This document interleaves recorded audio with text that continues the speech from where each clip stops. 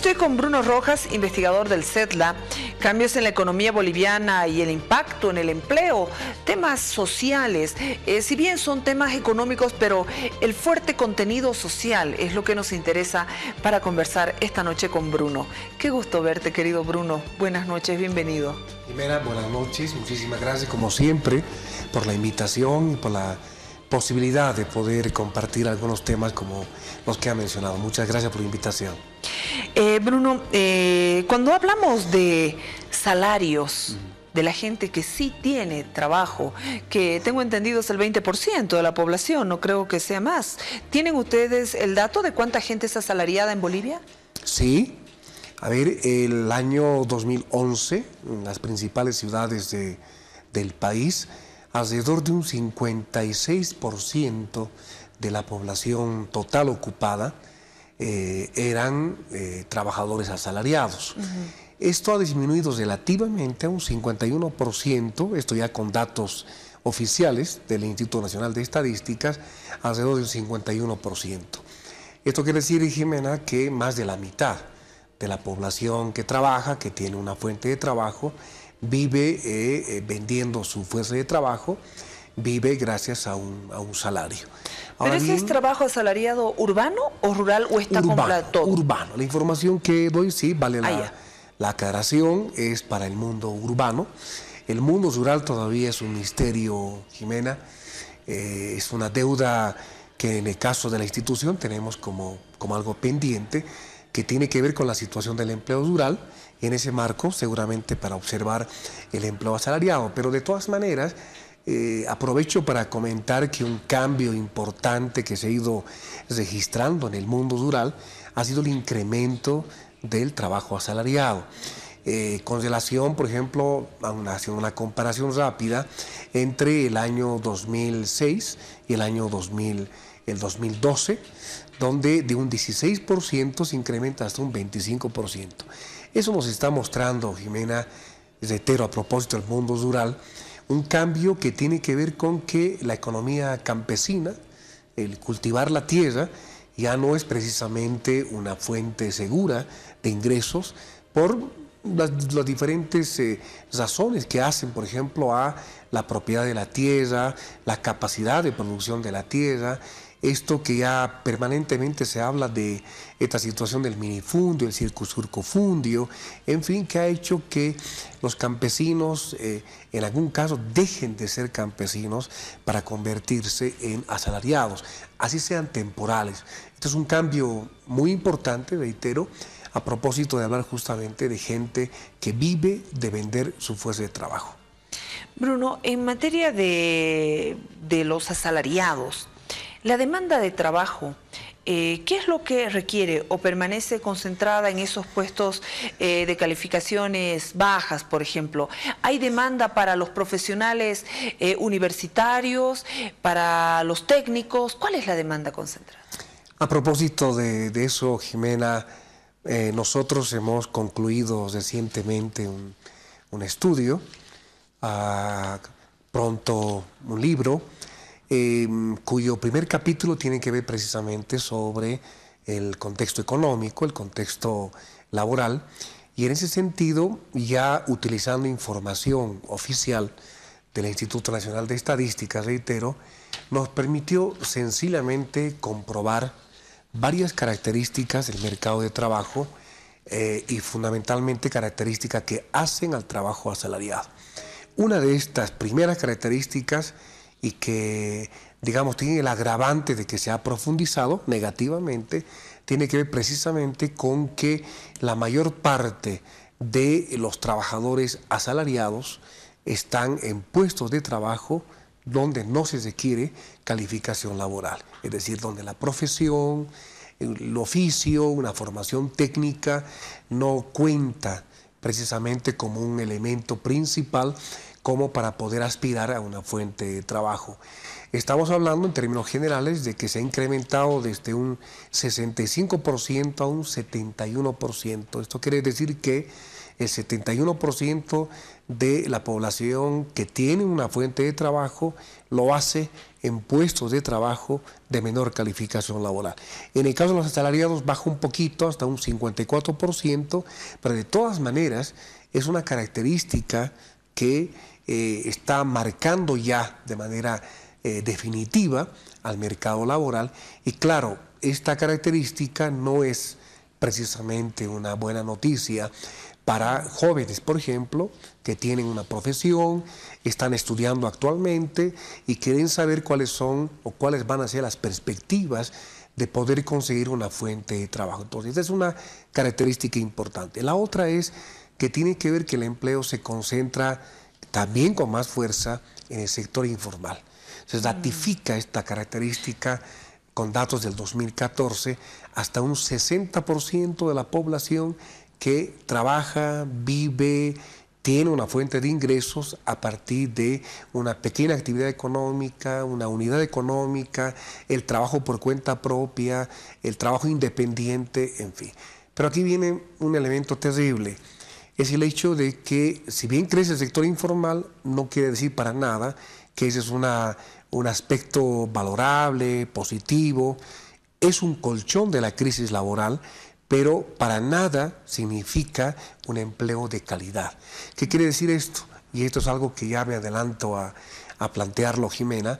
Tiene que ver con que alrededor de un 90% de los trabajadores que trabajan, permítame esta redundancia, como cuentapropias, como independientes, con un pequeño negocio, en fin, son aquellos que tienen empleos precarios. O sea, empleos que sencillamente no tienen ninguna condición de estabilidad, una condición que implique ganar por lo menos para una canasta básica, una canasta alimentaria, y son empleos que no garantizan para nada o muy poco seguridad social.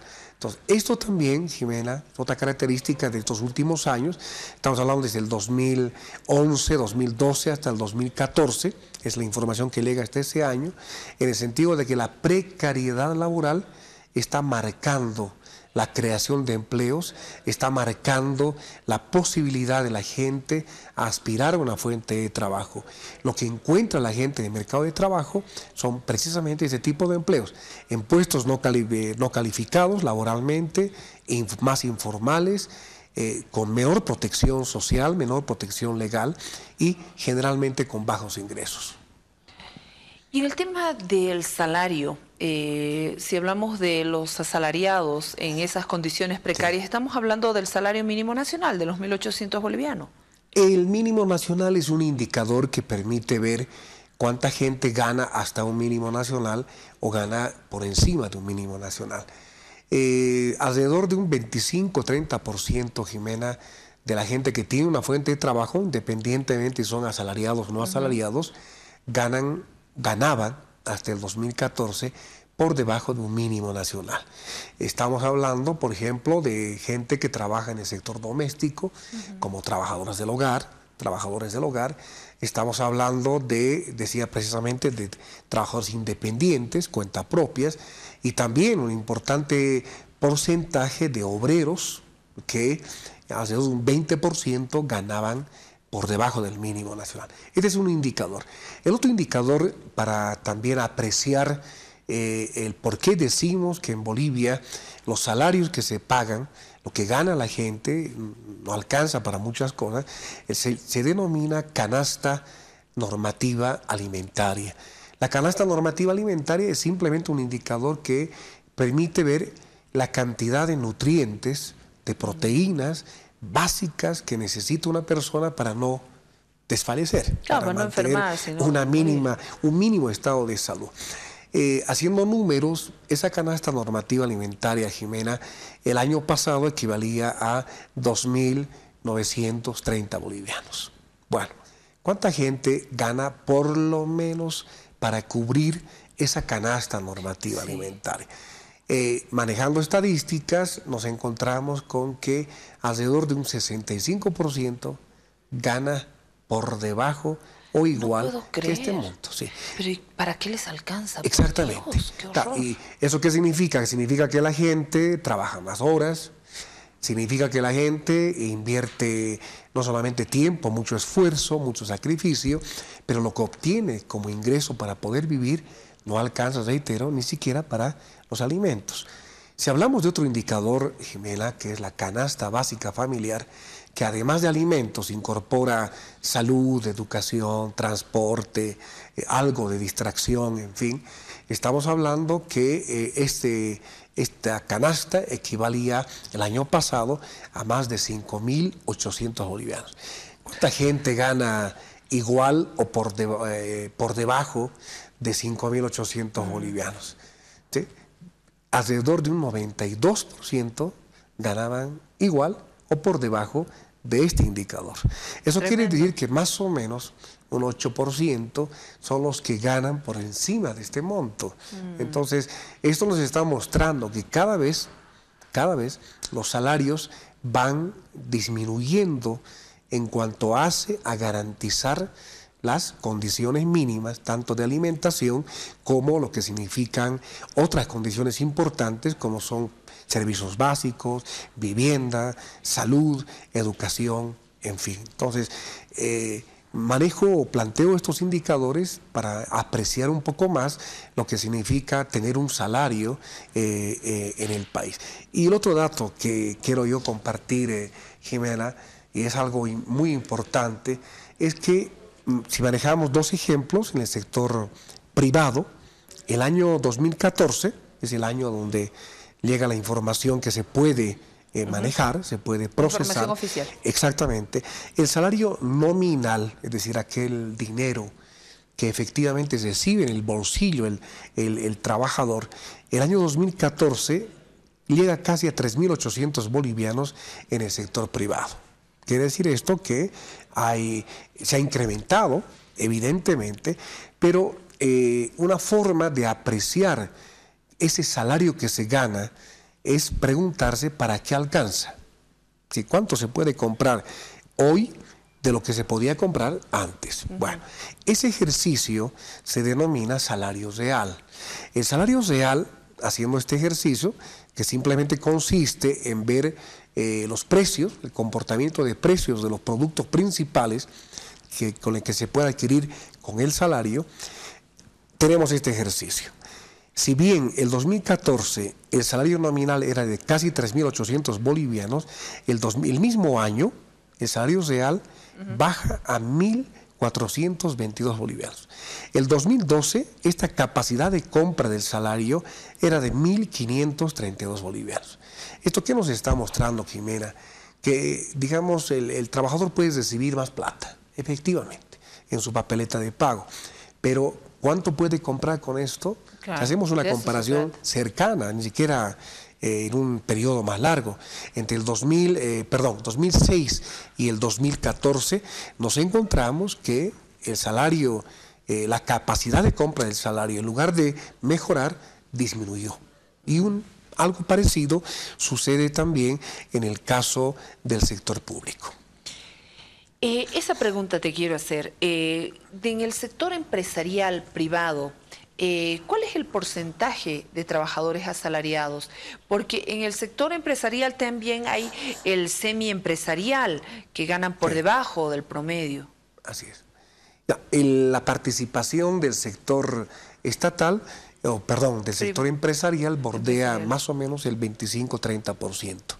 El semiempresarial participa en trabajo asalariado alrededor de también de otro 30%, en este caso, y el sector estatal es el que paulatinamente ha ido incrementando la participación alrededor de un 12 hasta un 14%, es el porcentaje de asalariados que se encuentran en el sector estatal. En general, es el sector privado, fuertemente concentrado, reitero, en el sector empresarial, en parte el semiempresarial, y aquí es otra característica que hemos podido notar en todos estos años, en el sentido de incrementarse el número de trabajadores, el número de empleados en pequeñas empresas, en microempresas que requieren trabajadores para la actividad económica correspondiente.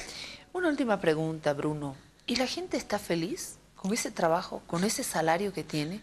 Porque, vamos, me imagino que la gente no debe estar mucho tiempo en determinados trabajos, debe estar buscando siempre algo mejor. Vamos, estamos hablando de comida, de vestir, estamos hablando de lo mínimo.